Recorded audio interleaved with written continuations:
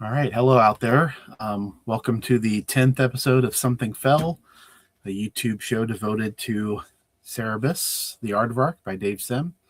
I'm Colin Blanchette. I'm here with Carl Stevens, Hello. cartoonist. And before we get started, Carl, let's talk about some of your work. Mother Nature. Mother Nature is my most recent graphic novel. It's written by Jamie Lee Curtis and Russell Goldman, and it takes place in this fictional town called Ketch Creek in Mexico. And it's about this energy company that pollutes the town and, as a consequence, upsets this Navajo spirit called the Changing Woman. And the Changing Woman possesses the daughter of someone who was killed by the company, and basically comes back and seeks revenge on all the evil corporate people.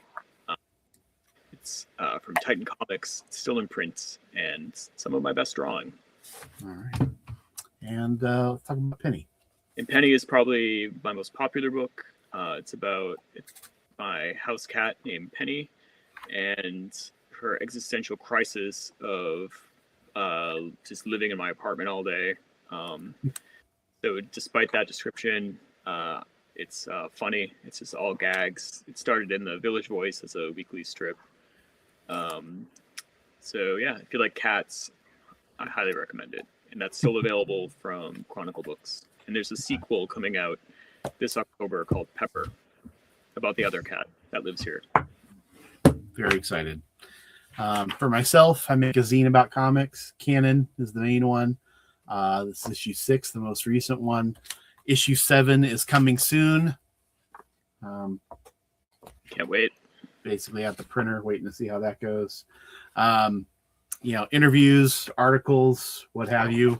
And we have a website now, canoncomiczine.com. And nice. everything we've published is available to purchase, including some other editorial content on there, all produced by my friend Alex Eklund, who I make canon with. He's been in charge of the website, so if you have nothing better to do, go check out canoncomiczine.com. It's worth it. Canon is the new comic journal. Canon is what the Comics Journal was 40 years ago. All right. Yeah. Okay. Let's talk Cerebus. Okay. All right. So number 10. Oh, yeah. There we go. Number 10. What do you think about this cover, Carl? Oh, there's some secondary colors. You get the orange and the purple going on. Again, I'm sure this is a takeoff of a Conan cover that I know about. Probably right. I like how the swordsman is in half silhouette. Yes. And that's kind of a cool effect. And yeah, I mean, I'm wondering about Sophia's hair, why it's purple, but maybe it's because it's supposed to be like in the shadows or something, or was it a printer error? Yeah, we'll never know. And she's kind of orange too. That's true. Yeah. She almost looks like Starfire from the new Teen Titans. Yeah, you're right. That's a good call. I have this great issue of that's drawn by Colin Doran. That's like one of my favorite 80s DC comics. So Colin Doran was so good, man. Yeah, I totally agree with you. I think this is not one of my favorite covers. I feel like he's been on kind of a slide with these covers. I don't know. What makes you say that? I don't know. They're just sort of like, this one's just pretty awkward. You would know better than I would about perspective, but it's a little wonky and yeah, I mean, I don't know, just all the different tones and screens. It feels like he's trying really hard, but not really trying really hard about just making a cool image. Yeah, I mean, it is an awkward composition, and I think it has to do with Sophia. Like she's like too small, and also you would see more of her body. Yeah. If she was like behind Cerebus like that, it's like half her body was like cut off. It's like not on the screen anymore, Colin. Yeah, I'll put it back up. Okay. So sorry. Yeah, I think that's the issue. I feel like the like swordsman should be smaller. There we go. He should be bigger if it's going to be from that angle. Yeah. Yeah, you're right. It is a bit awkward. Yeah. And that like hatching that he does, that like Jasper Johns hatching in the background, that's starting to wear on me a little bit. Yeah. It's, like I said, it's not a horrible cover, but I felt like the first handful, even though the drawing was a little more I guess rough. Yeah. But I felt like the compositions were so much more clean and I don't know, just I don't want to say classy, but knowing that he becomes such an amazing cover artist later, these really seem like 70s Marvel kind of pastiches, yeah, which I'm sure they are. Probably are, yeah. Yeah, I mean, it like really looks like Sophia's. There's like a hole there that she's like standing in. There's like a fourth hole or something. You're right. Yeah. Even stuff like he still doesn't really know what to do with the price. The $1 is just sort of floating out here. And this Sophia Returns box, it is just really kind of lazy and phoned in. Like the lettering is not good. And I don't mean to pick on him about it, but we're talking about one of the best letterers in the history of comics here. And he's already good. Like we already know he's good. So this is clearly like, oh, I should say Sophia Returns. So I'll just paste this box in, and it looks like he lettered it in about 5 minutes, because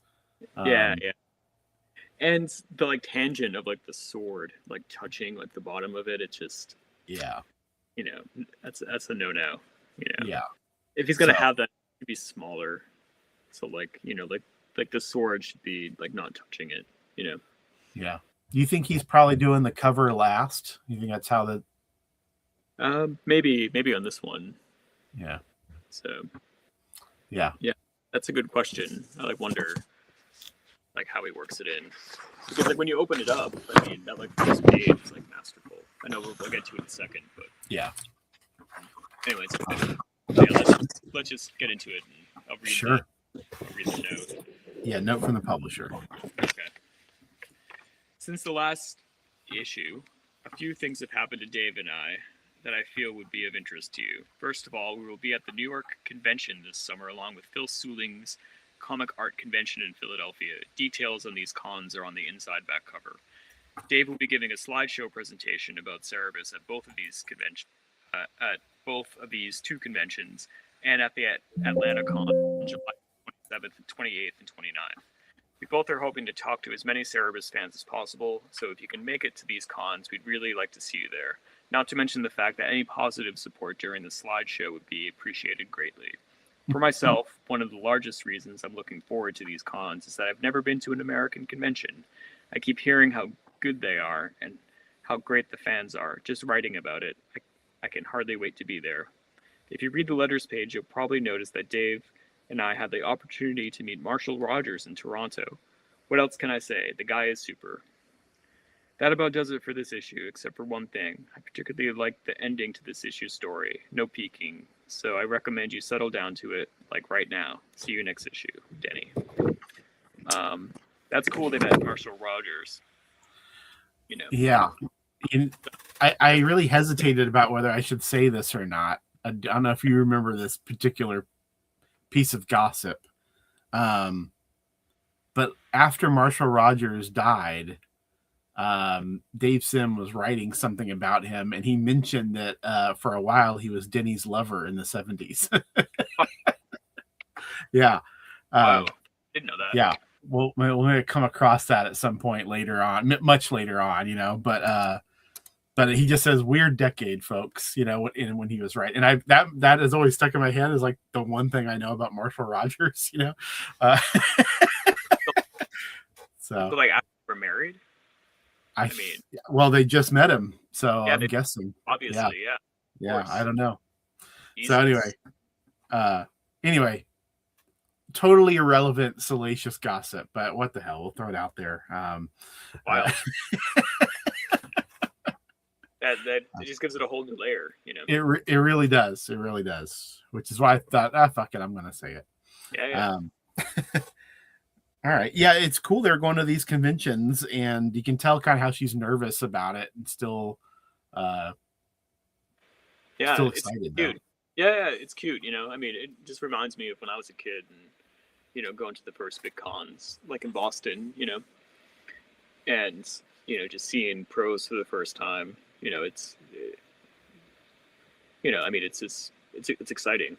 So as a fan, I know what that's like. So for sure. Have you ever had to give a? I'm sure you have. Have you ever had to give a slideshow? Oh yeah, all the time. Yeah, it's the worst. I hate it. Yeah. Do you ask for audience encouragement? No. But yeah, I mean, well, I did one of those.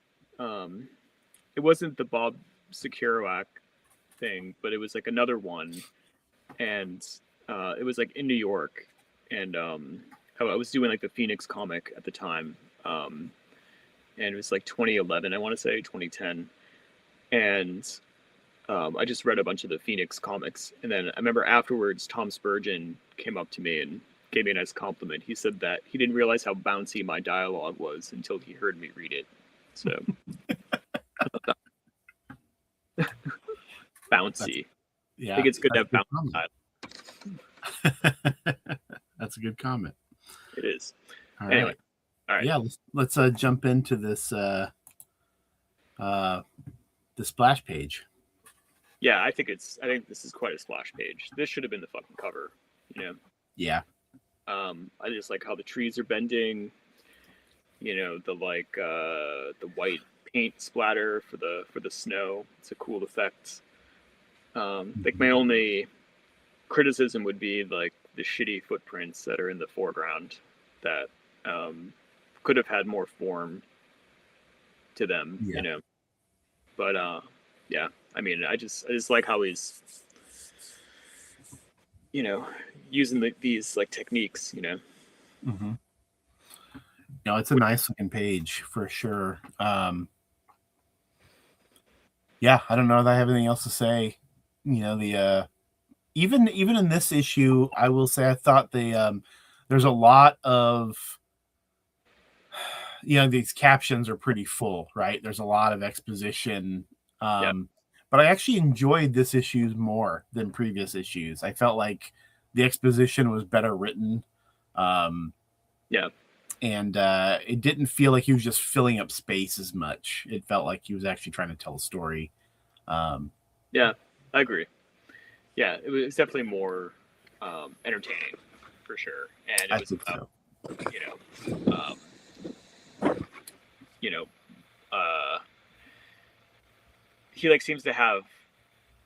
he seems to be working towards something bigger now.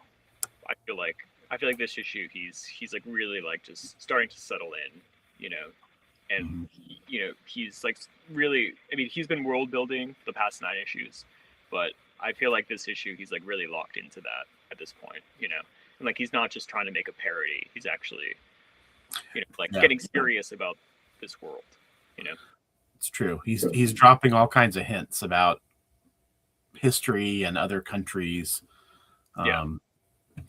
So yeah, this next page here, more of the same, but this is a really nice looking page. Mm-hmm. The tracks get a little more interesting, to your point. They do. Yeah, that like 4th panel especially, Yes. More of that. Yeah, again, like these moment to moment panels, like on the top, you know, and again, Cerebus's expressions are just getting more and more subtle and interesting, and Mm-hmm. Yeah, for um, sure. yeah, Yeah, the fourth panel you point out, it's a really interesting one. Um, it looks completely different than the rest of the page, but yeah, good use of the silhouette. yeah, it has this abstraction to it that's pretty fascinating. You can tell he's kind of feeling himself with these trees, right? Feeling himself? What do you mean? Well, I just mean he's like, I'm just gonna really do a good job on these fucking trees, like I'm gonna really evoke treeness. You're Well, in I'll a tell you. way. Yeah, I mean, like drawing bark is one of the few like pleasures of like pen and ink. Few. One of the pleasures of pen and ink because Sure. it is so abstracted and like there's different line weights. So like when you're pressing down on the nib, you can make something darker, and it just makes it it's like less like stressful. I guess if you're just doing like a contour line, it's like you can make a mistake on a tree and like no one will notice, or Sure. you can like work it in and no one will notice. Yeah, I get it. Yeah, the top panels, he's doing the kind of the same thing with the tree up here, in the back. Like these are abstracted while everything else is kind of immediate, and then he pays off with that panel. That's just a really nice panel, I think. Yeah. But but again, it's like about his like world building. He's like starting to be more conscious of the background. Anyway. Yeah, but yeah, the Cerebus figure looks great. Just feels like he's getting more and more confident with the character. He's still not quite where he will be down the road, but compared to those early couple issues, I mean, Jesus, he's a completely different character. Yeah, totally. Well, again, it's just doing it, on this schedule. It's just making him a better draftsman. True. All right. Now we move over. Yeah, and he's surprised by Red Sophia, who returns. Issue 3, I guess, is when she last appeared. Yeah, that's true. Wow. Over a year. Yeah. I think that's the best drawing of Sophia that he's done so far. This one here? Yeah. Yeah. She actually looks, I mean, almost like a real woman. Sure. Yeah. And the like rabbit too looks pretty good. Mm-hmm. So. True. Yeah, he brings her in with the gag here. But yeah, he's able to transition from a sight gag to immediately just going into his verbal. I don't know, his repartee that he does. Right. He doesn't linger on the sight gag at all. Yeah. So why is Sophia surprising him? What's that? So like Sophia just came out of the blue because I guess we'll find out, right? Yeah. She's she says, come on, I'll cook you up some bunny burgers, and then we can talk about this. Once again, there's another magical. Well, I guess it's not magical, but another object to find. Yeah, that seems to be the case of most of the issues. Mm-hmm. The black blossom lotus. Right, it's the doohickey. The doohickey, yeah, the MacGuffin. Yeah. Though this MacGuffin actually exists, I guess. And so she's going to lead him back to her tent.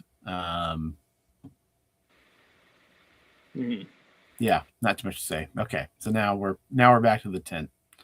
Right. These top two panels are kind of funny because there's no background of any kind. So they're still outside, but you wouldn't know it. Yeah, it's like they're in a blizzard, Yeah, that's right. No trees, no bark to draw satisfyingly. I mean, Yeah, he should have just had like a simple line and then like a little tree in the background. Sure. Something, Dave. Yeah. But you're right about Sophia. She's sort of looking better as he goes along. I mean, he's really getting more comfortable with her. Yeah. And then he's in the tent with your patterns that you've grown to love here. No, I don't know. It's just, yeah, it's just, I find them like distracting now, Yeah. because like they are just about like the mark making, and it's like not, like they're not used to like delineate form, Yeah. He just seems like a very labor intensive choice to me. Yeah, indeed. Just for like, I mean, just use like a zipatone, or something. I don't know, or just leave it blank. I don't know. Yeah. But yeah. I mean, the embedding's not bad, I guess. Yeah. Yeah. No, you're right. The bedding is pretty good. He's just sort of cartooned in there. He looks like he's on a cell, placed in a locale. Right. But yeah, this next page, I love this second panel.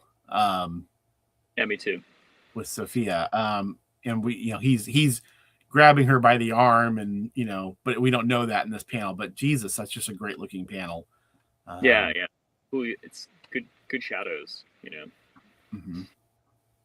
Yeah, and great face. Mm-hmm. Yeah, I mean that looks like the later Dave as well. Mm-hmm. I feel like he draws faces like that later. Yeah, this could be from Church and State. You just pop this panel right in Church and State. Yeah, totally. So yeah, she's trying to seduce him. Yes. Again, and he's resisting. So which I'm fine with, like I don't think he should have relations with human. Yes. Well, you're in for some disappointments down the road. I know. Oh. Yeah. So she likes being dominated, Right. That means he lets her go, and they can just talk about it. Yeah. Right. Right. So like she's trying to use him to get the Black Lotus, whatever it is. Yeah. Black Lotus Blossom, I think it's called, which Cerebus thought maybe she just had a fragment and that didn't care, but it turns out she has a line on the entire thing, whatever the thing is. Right. So this page here where she kind of tells him the whole thing, while caressing him all over the place, and even licking his ear here, which is kind of interesting. So gross.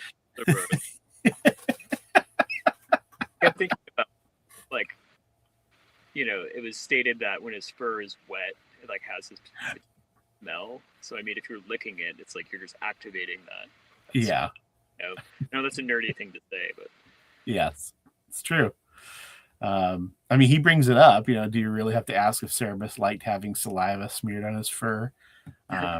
So Sim is bringing it to our attention. Maybe not the smell part, but the fur and the fact that he's a different species. Yeah. And here she knows what she's doing. She isn't, and in her first appearance, it was very much about just wanting to be dominated by some strong man, right? A parody of the original Red Sonja, sure, who has to be bested by a man in combat, But here she's manipulating him, or trying to manipulate him. Right. And yeah, I get it. I mean, it's like the inverse. It's the parody. Mm-hmm. So, yeah. I like that arm is so awkward. Yeah. Yeah, it's funny because he kind of goes panel to panel. Some, like I think her drinking is a great panel, but but maybe this one where she's swinging her bikini top is a little awkward. They Yeah, and that's an odd decision that he didn't show her breasts. He probably it's could. Family friendly, Carl. Yeah, I guess so. Yeah, I mean, well, that's interesting that he's keeping it all ages, even though it's an underground comic. Yeah, he's just thinking about the audience. that's true. I mean, yeah, it was a good point. This could be read by anybody. There's nothing in here. There's innuendo, but there's no swearing and no nudity. Yeah. But this is a good gag. Her taking off the bikini top and him saying they'll probably heal if you stop wearing that chainmail bikini. Yeah. Yeah. I know you can hear the rim shot in the background, but he's having fun with the character at least. Sure. And then so then there's this idiot. And also, I just want to point out, just real quick on this last page, just because you mentioned getting tired of this background element, it's a graphomania. It is in every single panel, just 100%. Overloaded. Yeah, it's like Charles Crumb, Yeah, right. Yeah. You really wonder, like, Jesus, Dave, how are you even maintaining this level of focus or lack of focus to do this? It's like no wonder Denny's fucking Marshall Rogers. I don't have time. I got to finish. That's right. Yeah. Oh, that's great. I mean, that's the subtext story, right? It's like Denny is trying to get. Yeah, that's right. That's right. Whoops. Yeah, good call. So anyway, this fucking idiot that Sophia has brought along is here. He's the son of the merchant who has sold the Black Lotus. So it's basically just a contrivance for him to be part of the crew, to be an idiot. Right. And yeah, throwing some shade on Nepo babies, Yeah, that's right. Very true. Yeah, and that becomes a theme too, like within the series. So yeah, yeah, he gets knocked out pretty easily. Yeah. I do like that panel. Yeah, the third panel of the lighting on his face. I think is kind of cool. This one here. Yeah. It looks good. He actually shows a tiny bit of action here. The guy coming at him. This to me is a very John Buscema panel. Who would have been doing Conan at the time? That to me looks like John Buscema, but he actually shows Cerebus here like dodging him. That's true. Yeah, that is some action. Yeah, but he still knocks him out off panel. He just does the smat, and that's it. Well, there's a lot of story to fit in. That's true. Another nice Sophia image here. He seems to do a really good job with these side views. Yeah, the profiles. Yeah. Although the eye is a little too close to the bridge of the nose. Yeah. It should be back a little more. Mm-hmm. But it's quibble. Yeah. Yeah. So anyway, she basically tells Cerebus she's playing this guy, just to take advantage of this deal. She's kind of manipulating him, with her feminine wiles, right? And I like that second panel. Well, I like the first panel too. Yeah. Like the cosmic, floating lights that he likes to do. But I like how she's leaning in and kissing him. I think that's kind of that's an interesting panel that he hasn't done before. Yeah. No, it's good. So the body is looking. Anyway. Yeah. That's good. So anyway, she manipulates him into allowing Cerebus to come along. And so now they're outside of this, I guess, an encampment of some kind. Yeah. And they're mentioning that he's hired, the guy who has bought this bauble has hired these hardcore mercenaries to capman border guards. We're supposed to think they're pretty badass. Even Cerebus acts like they're pretty badass, so you sort of assume they must be. Right. Yeah, if he's afraid of them. Yeah. Yeah. And then they get one of these guys gets the drop on him. He has a crossbow, which is pretty technologically advanced for this society, right? I mean, that's true. Yeah, I guess it's like a glimpse into, again, like the larger world, Yeah. Like, yeah, I mean, like, when was the crossbow introduced? I have no idea. Yeah. No idea. Yeah, I mean, like, did like Vikings have crossbows? I don't know. I'm not even going to pretend to have any insight.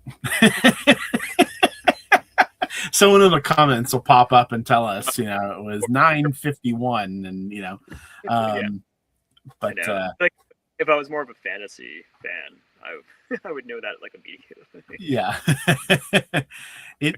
I mean, it is interesting how he sort of blends different periods together, right? I mean, it's sort of medieval, but it's also sort of, I mean, in some cases almost prehistoric, Right, it's like Bronze Age shit. Yeah. Bronze Age, yeah. And then, but here's a little glimpse of some technology, and they're building cities, Right.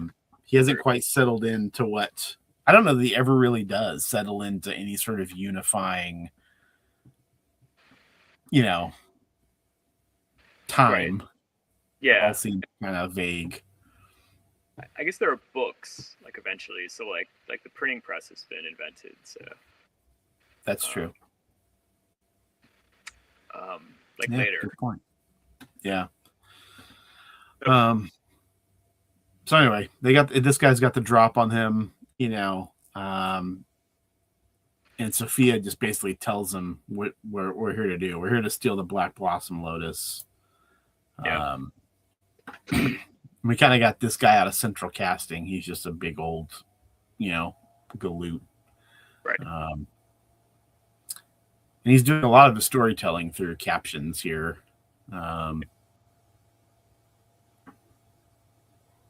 Yeah. I mean, it almost seems unnecessary, but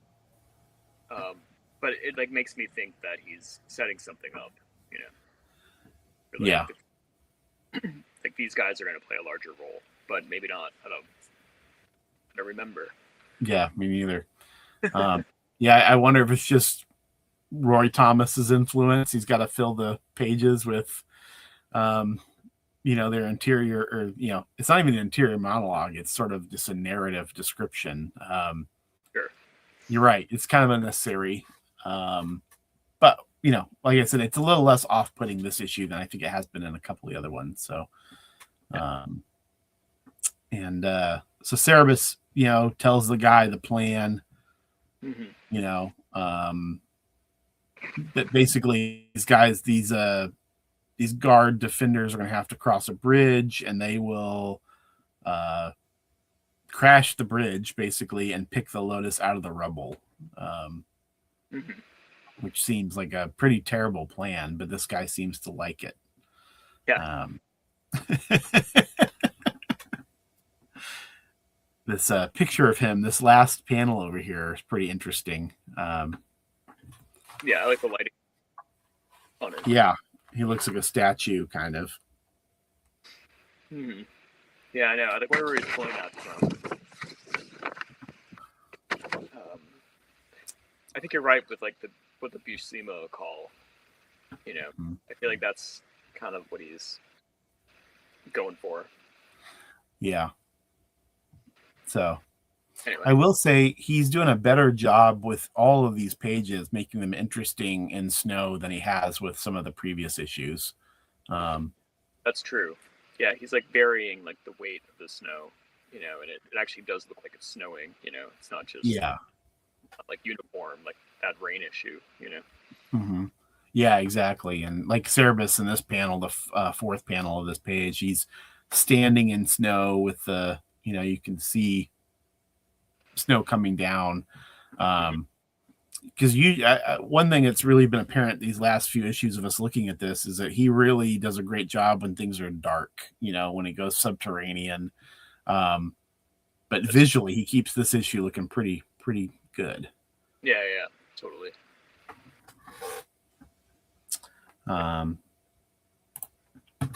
Okay, so more talking, you know, this this guy's, you know, negotiating a better deal for himself since he has a crossbow. Right.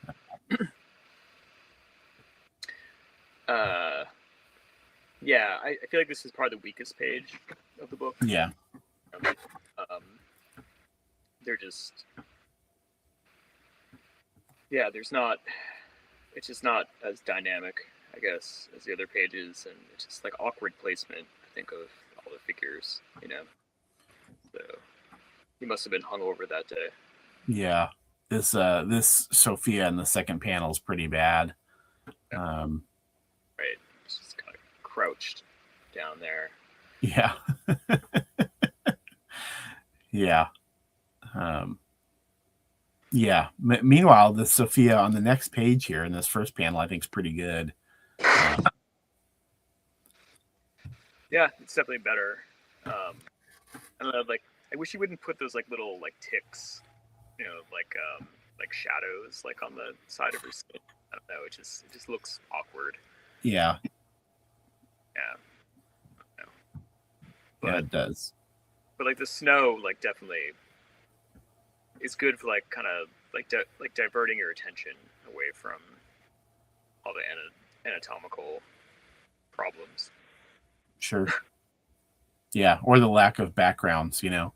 Yeah. Like the trees in this bottom panel here are sort of so abstracted they could really be decorations on a wall. Yeah. They look a little too straight. You like should have like extended them, like, you know, all the way up. Yeah. Yeah. It's like they're almost like they're in the desert. They're like Joshua trees almost. Yeah. Right. Yeah. Yeah. Just all these panels are just blank in the background, which, you know, I get it. You know, clearly it's, you know, he's trying to make it easier on himself, but it is noticeable. Yeah. I mean, that's kind of like the trick, you know, is that like you at least need one panel that has a background to like place it, you know. But he decided not to, I guess, for that page. Yeah. Anyway. All right. So yeah, and this big guy has also decided that, you know, maybe he should have Sophia as well, which of course Cerebus doesn't give a shit. But right. the other guy does. Yep. Stupidly, and so he decides he's gonna challenge this dude. Right. And then all the action happens off panel. Yeah. I like this WAP panel. I mean, the lettering and the effects on this panel are great. Yeah, that is cool. Yeah. Otherwise, you're right. Yeah, the guy gets just beat down off panel. We just see that what he turns into. So I don't know. I know it's meant to be funny, but it doesn't really do a whole lot. Yeah. I don't know. It's kind of tired a little bit. Yeah. So, but then, like the next page is, you know, he kind of goes all out. The splash. Yeah. Yeah, a true splash page, which he doesn't do too much in the middle of stories, right?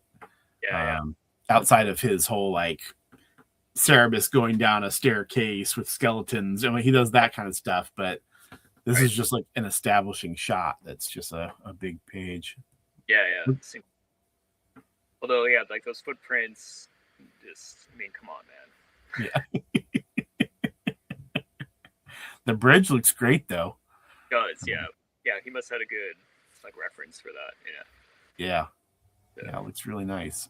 Yeah, good shadows. Yeah, okay. And all dialogue too. No captions. Which is almost refreshing. So Cerebus is basically, he's trying to convince this guy that I should be the one to go keep an eye on the camp to make sure they don't wander off, Mm-hmm. And this guy doesn't give a shit because he's got Sophia to keep him company. Yeah. And so he gives Cerebus his fur mm-hmm. so that he can use it as a tent. Yeah. Once again, this bridge background looks fantastic in this next page. I mean, again, like, yeah, he must have had like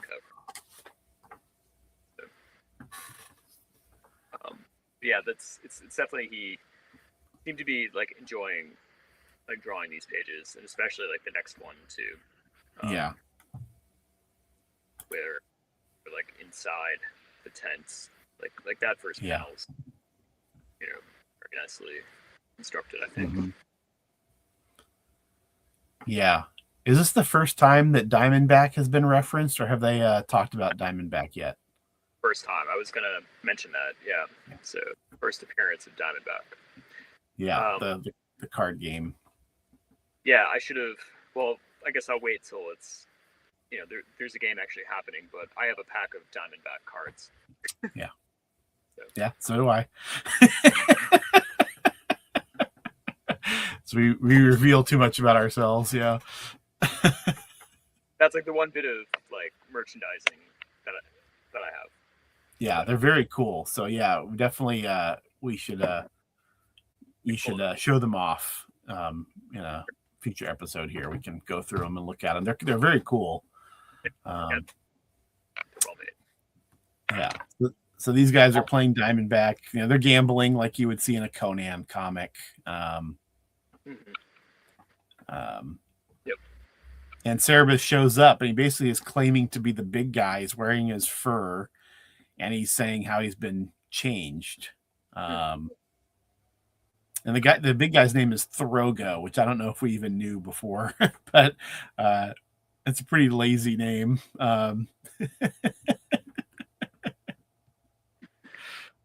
It is. Yeah. So anyway, he's telling these guys,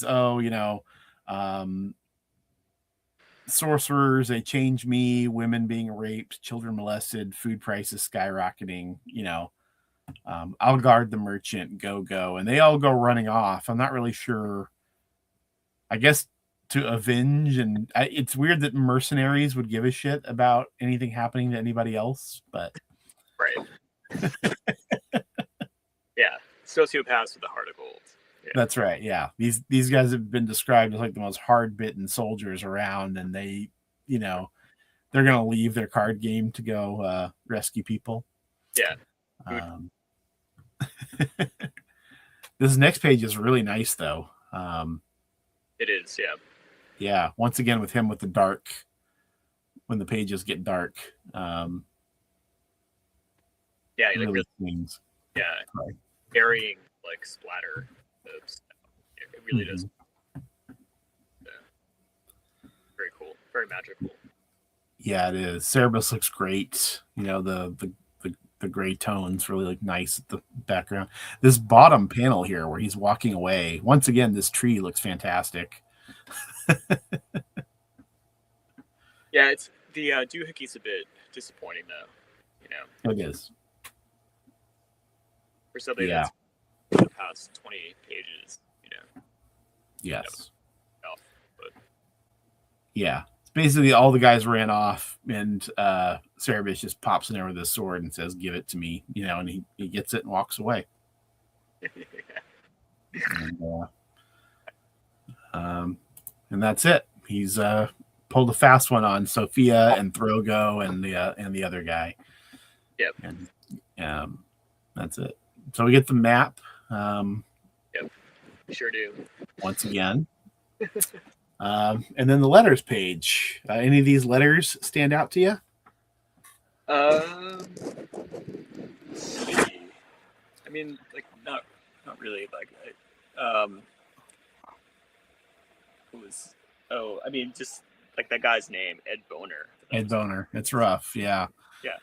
But I mean, the like Marshall Rogers sketch is Yes. interesting, and and now that I know the context, it's interesting. That's right. Real quick before we get into Marshall Rogers, I will Ed Boner saying that I rank Cerebus up there with X-Men and ElfQuest as my must-read favorites. Yeah, it's fantastic. That really puts you into a time and place for fandom, right? Yeah, that was like the early Claremont.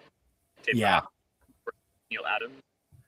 I think it was Cockrum. Yeah, I don't think Byrne had shown up yet, so just Cockrum. But it was starting to get the buzz. It was really starting. People were getting very, very excited, and then of course having ElfQuest paired with Cerebus. There's probably been an ElfQuest mentioned before this, but I wonder how much more that'll happen. Yeah. True. So, yeah, well, go ahead. A note in the bottom where Mm-hmm. he compares Marshall Rogers to looking like Bernie Wrightson. Yeah. Is interesting in light of what you told me earlier.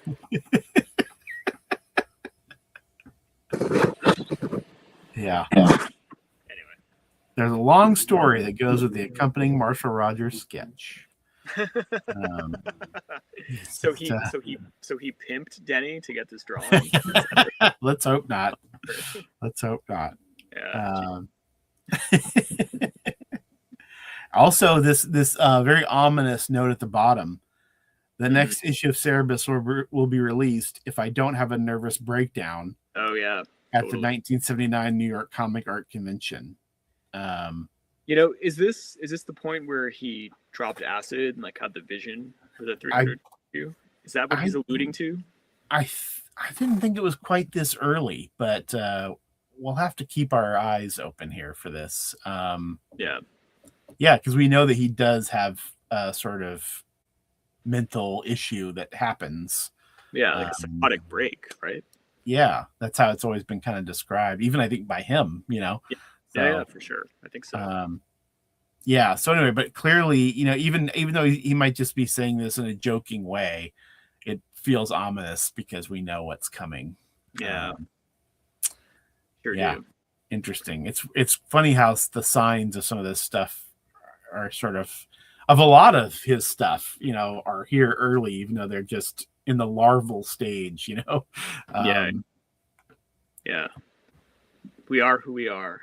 That's right. Yeah. Oh, also, like another note, I feel like I'm just noticing this, but like the lettering on our aardvark comment looks a lot like the Fantastic Four letters page.